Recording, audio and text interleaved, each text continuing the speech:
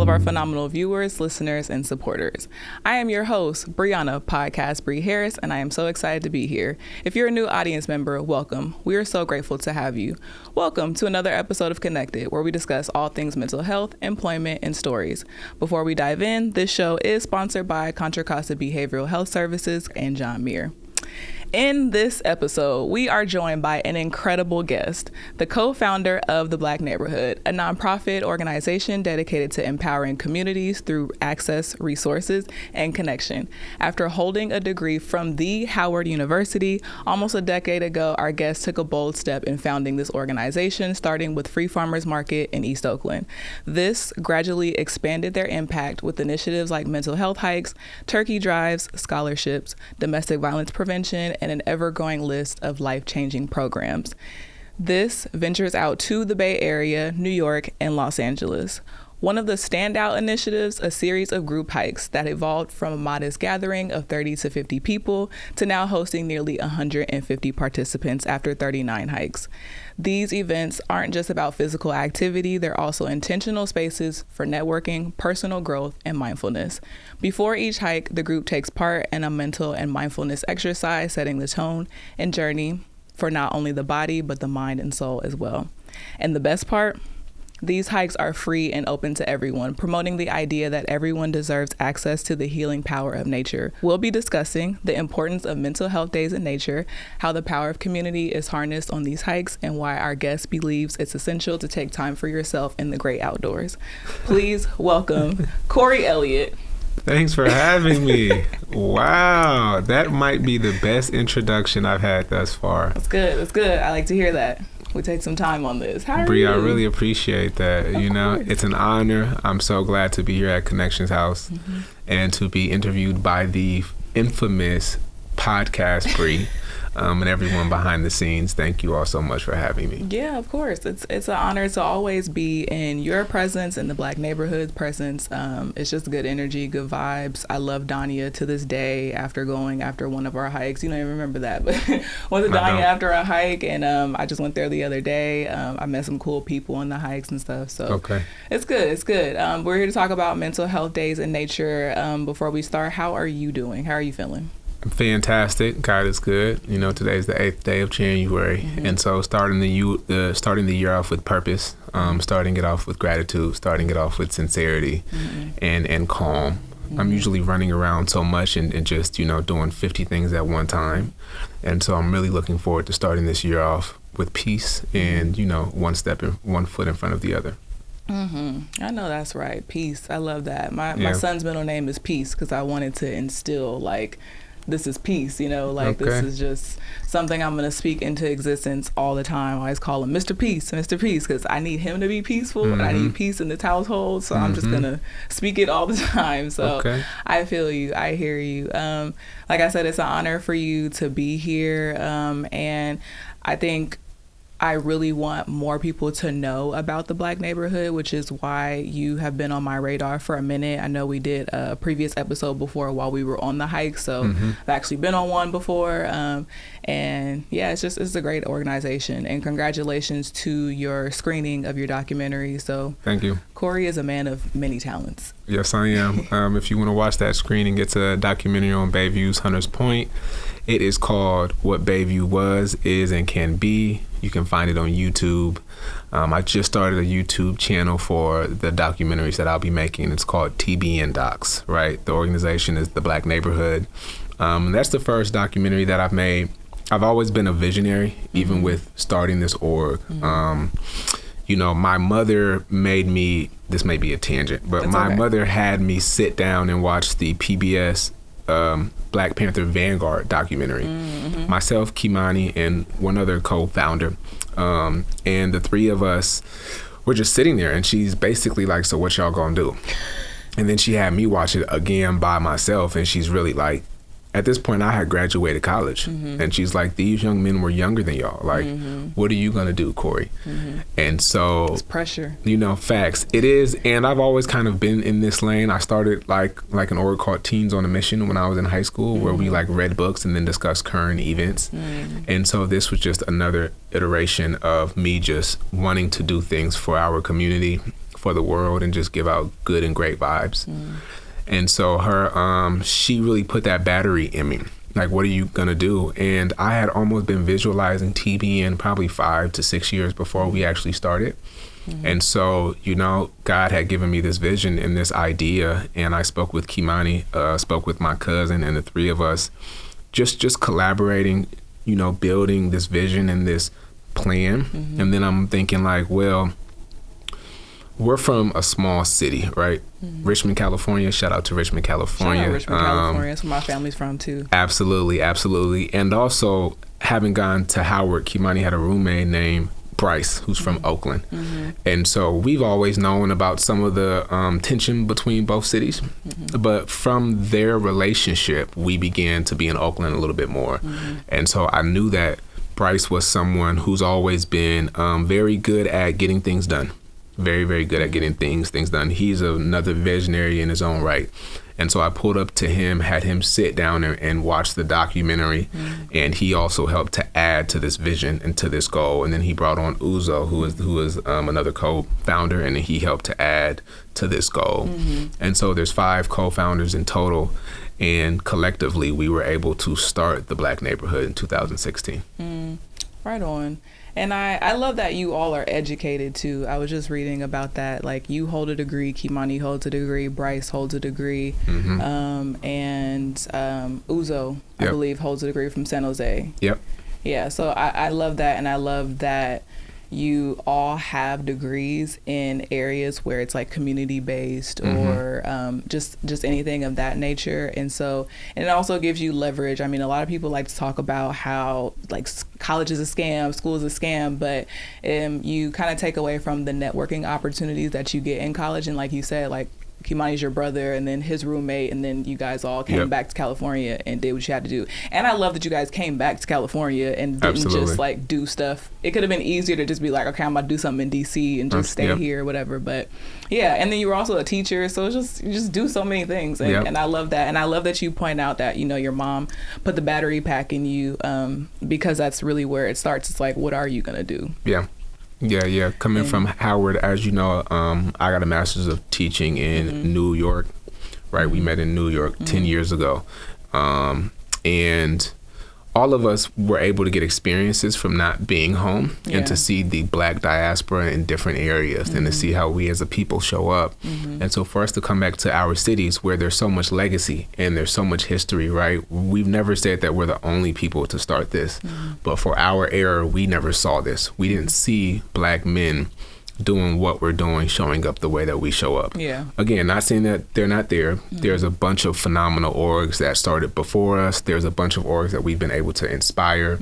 And so we're honored for it all. But for us, we just felt like, and I personally knew that I had to do something. Like, which way, no matter which way it was going, if all the homies were like, "No, Corey, I'm cool," then you might have seen me outside passing out food by myself. And just having that type of push and having that belief in yourself is something that I really want to spread with everybody. Like, whatever you want to do, you got to do it. You have to do it. You have to do it. Like, you can want a team, but ultimately you have to know how to do everything before you disperse it to other people. Yes. And yeah, I hear you. So kind of pivot a little bit. We are talking about mental health days in nature. So you started the mental health hikes, or the mental health hikes were started in 2020. And it was after a need of what event took place? Absolutely. So, police terror, police brutality is not new to us. And I think when George Floyd was killed, rest in peace to him, the world was galvanizing. And now for the first time in my entire life, I could speak about the police without having some of my white homies feel like I'm exaggerating. Right. Or having some of the people that I know that didn't experience what I've experienced think that I'm just like hating police or just absolutely. Right. And so we've really felt the vacuum at that time. Hughes Rolls Royce, he's our 5th co-founder. He also, I don't really remember if he graduated college, but he definitely has a lot of college experience. He was a college athlete. Very, very smart man. Shout out to you. Shout out, Royce. So the 3 of us, him, myself, and Kimani, are all from Richmond. And myself, him, and Kimani also went to a lot of summer camps when we were kids. Kimani and I went to independent schools. And so we were used to being outdoors. I've been camping my whole life. I've been doing hikes my entire life. Royce and Kimani are the same way. And so we brainstormed doing these hikes because we knew we wanted to get outside. And I knew personally that I really wanted to find ways where we could heal without paying anything. Yeah. And where, you know, oftentimes when you think about healing and mental health, there's a threshold of the unknown for our community, and it's uncomfortable. And so how can we collectively as a community bring people together to heal? Nature's one of them. And so that's really how we pushed that. That's how we started. And we were really surprised. At first hike, we probably had 60 people. And then we had to figure out. Which is a great turnout still. Yes. Like yes. Some people start hikes and it's 2 people. Yes. Yes, shout out to us. I mean, at that time, myself and Bryce were running our social media. Now we have a young lady named Chelsea Marie. She is phenomenal. She's doing a good job. Phenomenal. But nonetheless, so together we said, yo, let's just get outside and let's go for a hike. We're all spiritual in our own ways. And we know also that nature itself is so healing. And also there's a lot of chaos with our phones and with traffic and with music. And so getting somewhere that you probably don't go and having to listen to the environment and then doing it with a group of people that look like you. And then we added the mental health mindfulness at the beginning because we knew that we wanted to sort of set the stage prior to going on our hikes. Right. That's good. That's good. I love it. I'm gonna just say this throughout the whole episode. The theme is I love it. We usually have a theme that kind of conjures up throughout the episode. This one is I love it. Okay. But no, that's pretty cool. And like I said, to start with 60 people, that should have set the tone from there. Yeah. And I know that you guys just being there firsthand personally on a hike, you do have someone who is kind of like a medic, so if something was to happen, that's taken care of. I remember the last hike I went on, we were in, I believe, around the Oakland Hills, and I had parked somewhere and I got a parking ticket, and Uzo was like, we'll take care of it. And you guys, it's just like the integrity behind, you know, everything. It's just like, we didn't account for this parking. You got a parking ticket, my bad. And it got paid. And that's something I really, really appreciated. I was just like, okay. And I was pregnant at the time too. I'm trying to climb trees. They're like, you need to, you got to get down.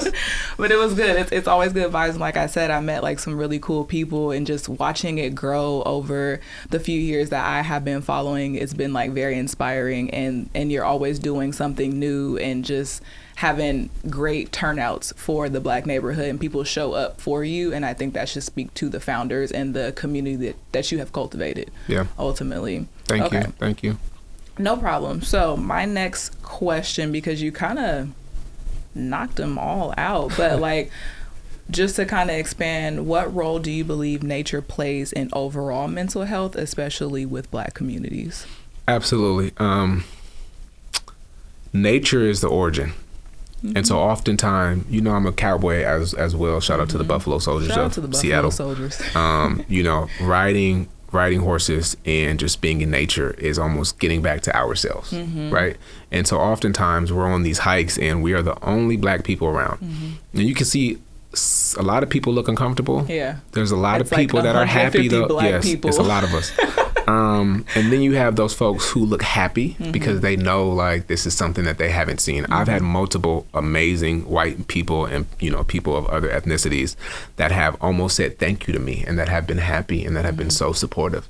You know, you also get a lot of those mugs and those smug looks and those people driving by like that definitely are not happy that we're here. But we are very, very mindful of the environment. We're very mindful of the space that we take up, right? Making sure that we don't have any garbage, which we really never have. Right. Making sure that we have, so we're not like hiking guides, we're just volunteers going on hikes, and if you choose to join us, you can join us. But we always have people at the head of the hike, center of the hike, at the back, you know, our walkie-talkies, the whole thing.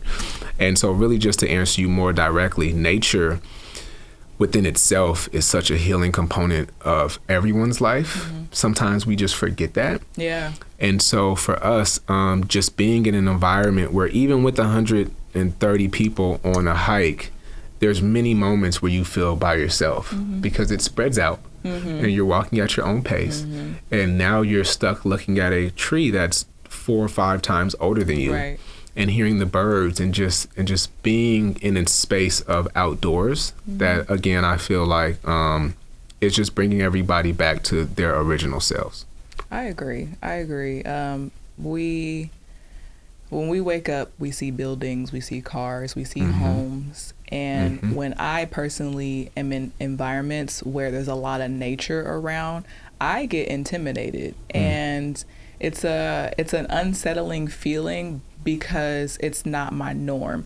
And in the Bay Area, it's not like super city like it is in New York or anything like that, but it's just like I feel the energy of the nature, and that is blocked out when you have all of these surrounding buildings and telephone towers and just all these things around us that kind of disrupt that energy flow. And so when I'm in that environment, it's like, ooh, this is a strong presence I feel of just nature, and then reality starts sitting in like, what if I get poison oak, or what if I slip and fall? Like it's not just about you anymore. It's about like the elements around, if that makes sense. Absolutely. So I totally feel you on that. It's very healing in just the quietness of it. And even though it's 100 and something people, it's not like a loud environment. It still feels very calm. I can go at my own pace. I can stop and look at this tree if I want to, and somebody's going to stay behind with me. And it is what it is. So thank you for answering that question. Absolutely. We always, we're very mindful of all the senses that God's given us. So even the smell when you're in nature, we tell everyone who's signing up, if you do want to listen to music, put in your headphones. Please. And similar to what you said, it reminds me of the ocean, right? Because you can jump in the ocean. There may not be alligators right here, but in your mind, you can think of an alligator coming up from the depths, right? And we canvas all the hikes. So I know when I canvas hikes and I'm by myself, or it's myself and Uzo mostly, and there may be a bird in the leaves over there, but I hear something, I think it's a mountain lion coming to attack me. So it's the similar thing that is very uncomfortable of the power of nature, right? On half the hikes. That you forget about. Absolutely. Your phone might not work. And it's like, dang, like what is it about these trees or about these mountains or about this hill right here that's preventing my phone from working? Yeah. And then as we have hikes of various difficulty, easy, moderate, hard, extreme. The easy ones, everyone is welcome to. They're going to be 3 miles or under. Probably take between an hour and 2 hours to do, and they're relatively easy. We put all the information online so people can absolutely canvas the hike and read the reviews. So we have easy, right? Medium is where sometimes kids are welcomed, sometimes not. But easy and medium dogs are usually always welcome. Some of the hard ones also. Once we get up to hard, we're looking at between 3 to 5 miles, probably a good 3 hours, which is standard. I prefer the hard hikes because it allows me to hike a little bit more. Yeah. And as a community, right, like we want to push through something together. Yeah. Then our extreme hikes are generally above 7 miles.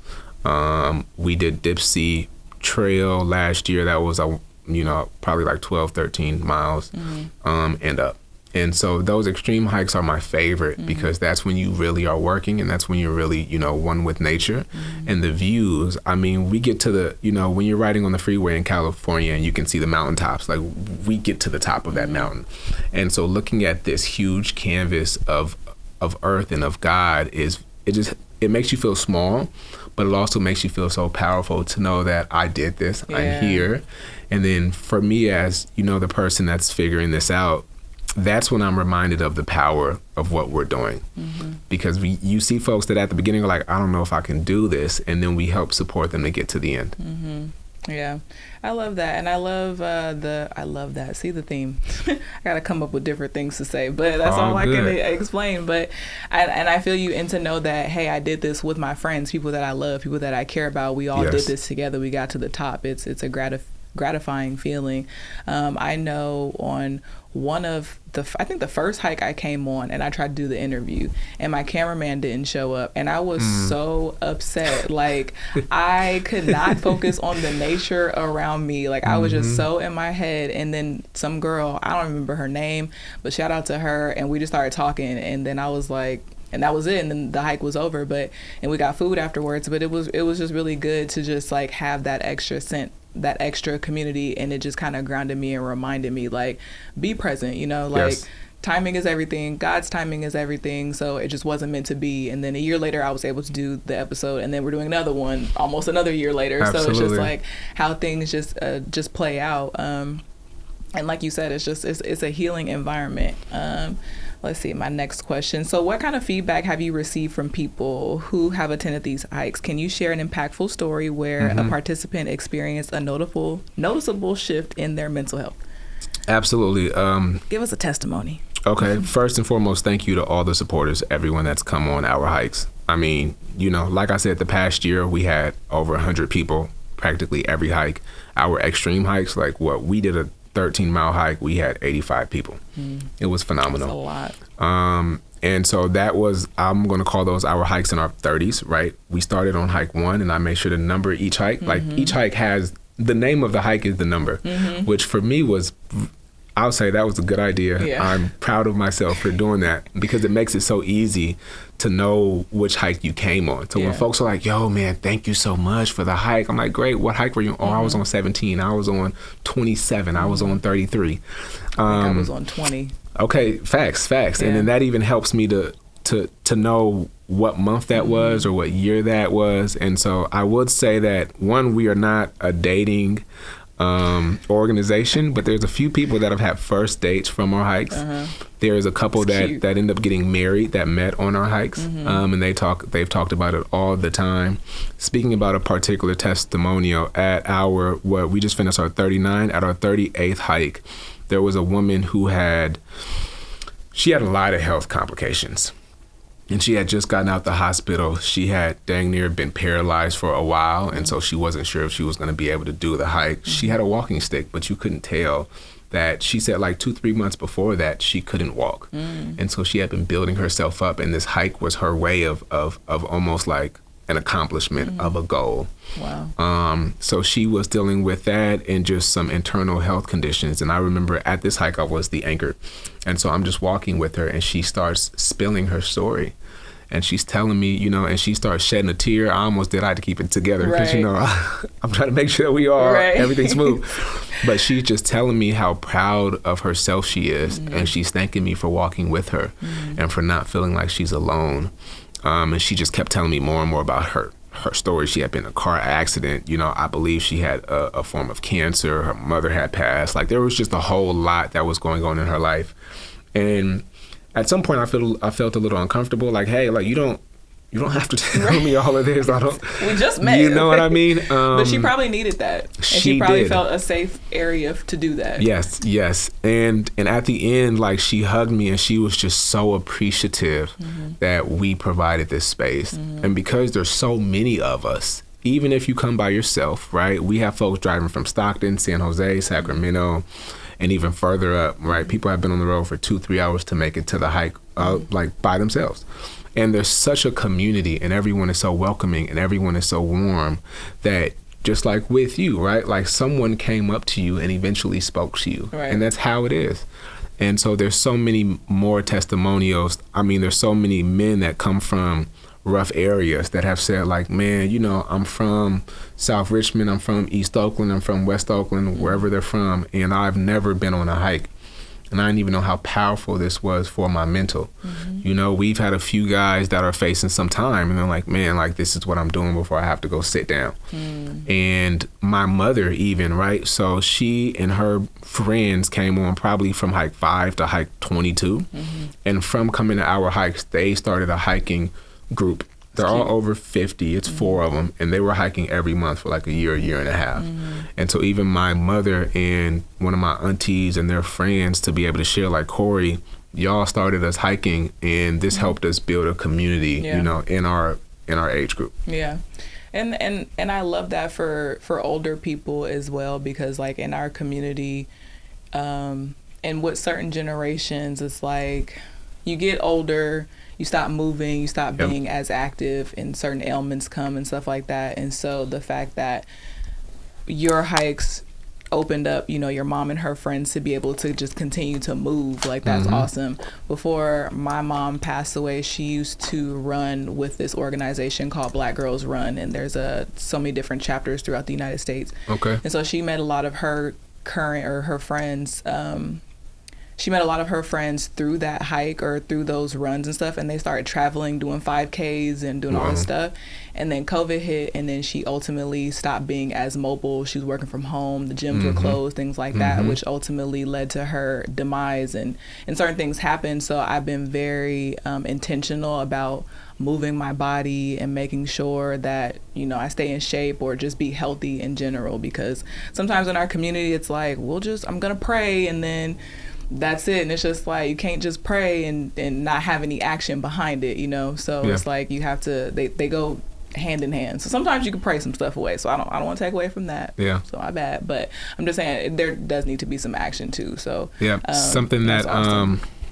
I hate that I forgot her name, but Karan Streets, he's an artist. He's from Berkeley. And his mother once said to me, pray with your hands moving. And so I've added, like, pray with your feet moving. And so even in movement, there's prayer. Yeah. And I definitely feel like I do that the entire hike. You know, one, we do have nurses, we have EMTs, we have first responders at every hike. And still my mind is like, I pray everyone is cool. We haven't had any accidents. God is great. We've had no injuries. Again, we're coming up on our 4th hike. We're all volunteers. 40th. 40th. Thank you. Our 40th hike. We're all volunteers. And that's the first thing I'm thinking about throughout the whole hike. I'm just praying to God that it's cool. Because I'm accountable for these people. Absolutely. Though this is volunteering. I have to say that, because we're not like legally guiding. There's a disclaimer when you sign up, like, come hike at your own risk, reward, all of that. And we are here to support you. We got your back. And you don't have to be Black to be on the hike. No, you do not. No, you do not. TBN is an org that, you know, the Black community specifically, it's important for us to pour into each other. And it's important for us to proudly have organizations, have buildings that say Black. Almost any other community does the same proudly has that, right? Now, white communities may not have a sign that says white, but there's so many different ways that they kind of filter and make sure that it is what they would like it to be. We come from an org just like our community, where we don't discriminate against anyone. Everyone is welcome. Everyone's invited. I mean, if you saw our food giveaways, it's probably like, right now in Richmond, it's probably like 40% Latino, probably like 45% Asian, you know, like 5% white. So we are still have challenges of making sure that Black people do receive some of our services. However, we're not limited. We're not skipping over. We're not pushing anybody away. We just focus on having spaces where Black people can be authentic and can be safe. And that absolutely extends to anyone and everybody else. Yeah, just know it's going to be a lot of Black folks there. And if you're okay with that, we okay with you. Absolutely. Before we wrap up, what is next for the Black neighborhood? Definitely. We have a big year coming up. We're going to do 13 hikes this year. Okay. It's a bit ambitious. I don't think I've told anybody yet. We have a great hiking team. There's about 10 of us total. So we have about 13 hikes this year. We tend to do about 9 to 10 hikes, so I'm doubling up a couple months. And February 15th will be the first hike. We are bringing back our free farmers markets. So we will do 4 free farmers markets in Richmond. We'll be doing 2 in Antioch this year. A couple game days, which are just activation sites where we do, you know, kickball, dodgeball. That'll come in June. We are going to be going back to Los Angeles and doing that heavy. And Kimani Elliott is in New York. So he's been doing our book club for about 4 years now, but we are navigating how to make it online and make it nationwide. As well as a college readiness, which is coming next month. We will be helping 10 high school students learn about college, the applications, personal statements, scholarships, as well as doing a whole lot of youth services, like youth outdoor, youth mental health services. And then we'll be doing 4 domestic violence prevention workshops. 2 of them are going to be men only, and then the other 2 are going to be extended to everyone. A lot. We'll talk more off camera. Yeah, it's we'll be here good. all day. Follow us, man. Any suggestions? We are open. We are not perfect. We are literally figuring this out as we go. And I am so honored to be at the helm of this, and I am so honored to work with the people that I work with. and let's get it. Let's Thank get you. it. And if you guys need any extra resources, or if you are watching or listening and you think like, hey, I can add to that, I have some ideas, I need somebody to partner up with, please reach out to them. Yes. On our website, there's a spot where you can put volunteer and you can put your information, and we will get back to you. Right on. Corey, where can we find you? Where can we find the Black Neighborhood? Is there any lasting things you would like to let us know, tell us? What should I start with? Where you can find us, or lasting notes? Where you can find us. All right. So you can find us on Instagram, The Black Neighborhood, Instagram.com/The Black Neighborhood. That is the primary focal point of all our information. All our events are posted there. That is where you will find all the newest things. That's where you can leave us a comment to get a direct message or have a direct line of communication. We have a website too, theblackneighborhood.org, which I'm still working on finding website developers that can keep that up to date, right? We have so many different arms now that it's challenging to just make sure that we keep everything current and up to date. Yeah. And so Instagram is the live action. We have a site, myself, Instagram, Corey, CORY_E. Corey Elliott is who I am. You can Google me and, see who I am. But those are the primary focal points of access. We are always looking for funding. We just started getting grants last year, right? This is our 10th year now. And I think a part of that in our communities is that we see this as taking care of us. Even with our turkey giveaways, we give away 500 turkeys, 600 bags of food every Thanksgiving. And we don't see it as giving away to the needy. Yeah. You know what I mean? Just We're not taking here. care of the community. We're just taking care of us. We're taking care of our neighbors, our sisters, our friends, our partners, our mothers, our dads. And so we often don't think about money when it comes to that.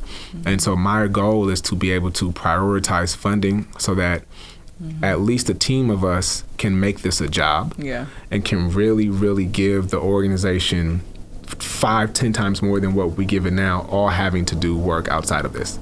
And so that's where you can find us. Last notes that I have: Happy New Year, big 2025. I encourage everyone to love. I encourage everyone, no matter our political differences, to find the connection in people, find the connection in your loved ones. We need to go back to talking to our neighbors. We need to go back to saying hi and smiling and dapping each other up. And we need to go back to protecting the pureness of being human and of connecting with nature. So get outdoors, follow us, love your neighbor, love yourself. Don't be afraid to take a risk. And we're here, Black Neighborhood. Right on. This has been another episode of Connected. Thank you, Corey, so much for being here, and we are out of here. See ya.